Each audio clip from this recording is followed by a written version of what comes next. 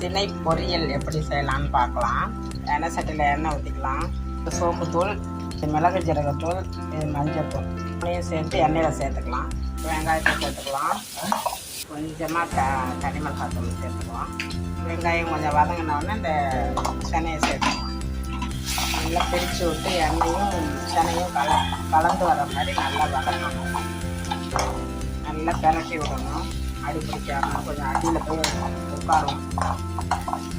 அதை பிரட்டி விடணும். சனைங்கிறது ரொம்ப பிரிஞ்சிடும். இந்த சின்ன சின்ன தானே மீனோட முட்டை தானே, அதனால் இந்த முட்டையை சேர்த்துக்கணும். ஒரு முட்டையை ஒன்றோ ரெண்டோ முட்டையை சேர்த்துக்கணும். முட்டையை சேர்த்தோம்னா அந்த முட்டையோடு சேர்ந்து அந்த சனை கலந்துக்கணும். சனையோட இது கலந்து எப்படி பொறி பொரியாக ஆகிடும். முட்டை பொரியல் மாதிரி இருக்கும். முட்டையை எப்படி பொரிக்கிறோமோ அதே மாதிரி அந்த முட்டையோடு சேர்ந்துடும்.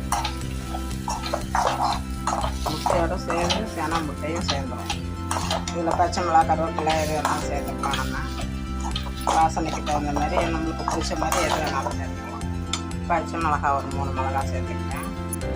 மிளகுத்தூள், ஜீரகத்தூள் போட்டிருக்கோம். அதனால பச்சை மிளகா ஒரு வாசனை வரும். பச்சை மிளகா வாசனை, மிளகா வாசனை, அதனால் பச்சை மிளகா சேர்த்துருக்கோம். எனக்கு ஒரு பெரிய மீன் கிடச்சதுனால அதோட சனை கிடச்சிது. அதை ஒரு வீடியோ போடலான்னு நினச்சேன், அதை தான் போட்டேன். நீங்களும் செஞ்சு பாருங்கள். செஞ்சு பார்த்துட்டு கமெண்ட்டாக சொல்லுங்கள். உப்பு சேர்க்க மறந்துட்டேன். உப்பு கொஞ்சம் சேர்த்துக்கலாம். தேவையான அளவு தூள் உப்பு சேர்த்துக்கலாம். சினை பொரியல் ரெடி ஆகிடுச்சு.